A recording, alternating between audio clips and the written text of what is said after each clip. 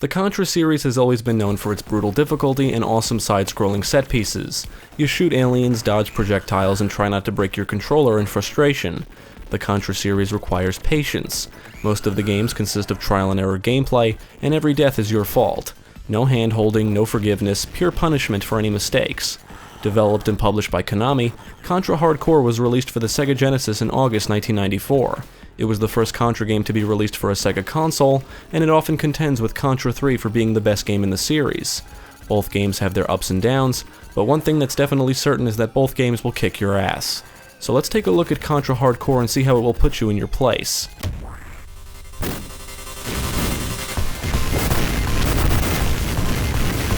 Now, before I really dig into this, I want to mention that we did use the Game Genie to grant us infinite lives because, well, we suck and can barely make it out of the second or even third stage without using up all of our continues.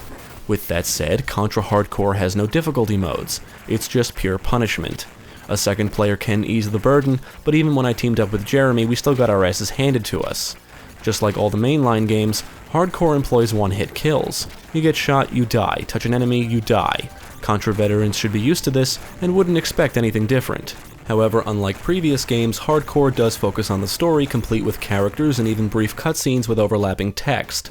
The story is set 5 years after the events of Contra 3, the Alien Wars. A terrorist group led by Colonel Bahamut has stolen an alien cell, recovered from the war, and they want to use it to produce weapons. You actually get to make choices throughout the story, which also means there's branching paths. There's one secret area leading to a secret ending, and there's 5 endings total. The different stages and endings are a great incentive to replay, that is if you can even get past the second or third stage, which we normally could not.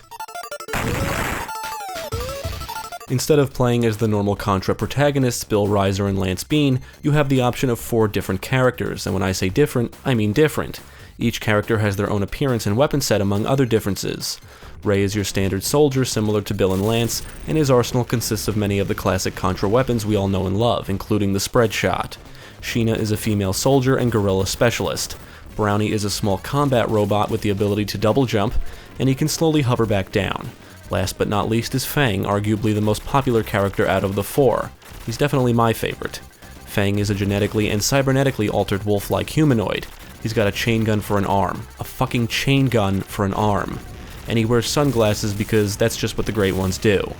Because of the different weapons they can acquire, each character does feel a bit different, adding even more replay value atop the whole branching paths thing. Figuring out which character works best for you is all part of the fun, but you're still going to die. Contra Hard Corps is a difficult game, some even say it may be the hardest game in the series. Die! Weapons play a big part in Contra Hard Corps, and they can make your life easier, that is if you can hold on to them long enough. You can store up to 4 weapons labeled by letters A through D, and 1 slot for bombs which do mega damage. Every weapon except bombs have infinite ammo, and like every other Contra game, you'll always have the standard machine gun equipped, and if you shoot the floating capsules, they'll drop weapon pickups. As I said earlier, Ray can acquire the standard Contra weaponry, like the laser, homing and crusher missiles, and of course the spread shot. The other characters have some more abstract weaponry, and which character you prefer will probably depend mostly on what weapons they use. You can switch between weapons on the fly, but when you die, you will lose your current active weapon unless it's the machine gun. With that said, if you don't feel safe, it's best to switch to the machine gun because then you won't lose the more powerful weapon when you die. The gameplay in Contra Hard Corps is almost identical to previous games. There are no top-down stages, but one boss battle does have your character running towards the screen. Other than that, it's your standard side-scrolling shooter. It's a very fast-paced game with little room for error. You can run, jump, go prone, climb walls and ceilings, and even slide. Sliding is an excellent mechanic for dodging attacks. You will need to memorize enemy and boss attack patterns to be successful, and having good knowledge of the controls is a requirement. You can also lock your character in position and shoot in any direction by pressing the A button. You can still move about when not shooting, however. Press it again to revert back to moving and shooting simultaneously. The only thing I don't like about the controls is that both the change weapon and lock position functions are tied to the A button on the Genesis controller. If you press the A button when not shooting, you'll switch weapons. If you are shooting and press the A button, you'll lock your character in position or even unlock, depending on what you already have set. This may seem like a minor gripe, but in a fast-paced game like this, it's very easy to press the A button at the wrong time, inadvertently switching weapons or locking position, which usually leads to your death and possibly even losing a powerful weapon. So mastery of the controls is a necessity for survival. One of the more noticeable ways Contra Hard Corps differs from its predecessors is the bosses. There's a multitude of bosses, and I guess you could say sub-bosses, since most stages consist of more than one boss battle. You could even say Contra Hard Corps is a boss rush. Your time against standard enemies is short, and as a result they feel more like obstacles than anything. Basically, if you've played Alien Soldier, another excellent action game for the Genesis, this is similar to that except more punishing. In Alien Soldier, killing enemies usually rewards you with health. In Contra Hard Corps, you're rewarded with nothing. We all know there's no health in Contra games, although the Japanese version of Hard Corps has a health gauge and unlimited continues. There is a scoring system in place like most games from that era, with each kill granting you points. Earn enough points and you'll be rewarded with an extra life, but I highly doubt you'll be focused on a high score on your first playthrough. Now the boss battles are tough and at times they may even feel unfair, but that's how Contra games teach the player. You do it right or you die.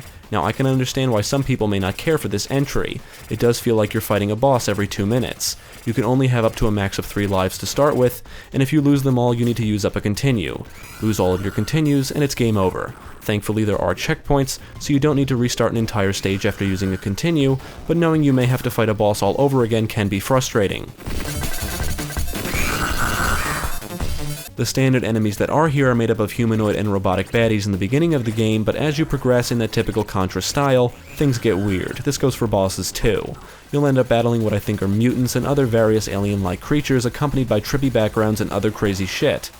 Like any Contra game, Hard Corps is filled with excellent side-scrolling set pieces. You'll be riding a bike or even hanging from an aircraft as you fend off enemy attackers. One of the later stages has you riding on top of rockets shooting straight up into the sky.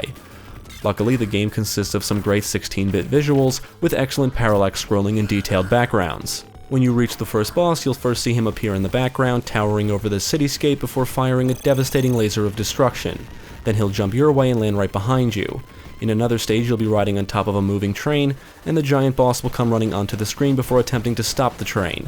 It's sequences like this that keep the series exciting, and Contra Hard Corps delivers in both action and excitement. The sound work is okay, the music is better. There's some catchy tunes here and there, specifically the first stage and final boss battle. The only performance issue I noticed is some slowdown when things get super hectic. Other than that, Contra Hard Corps is a solid performer.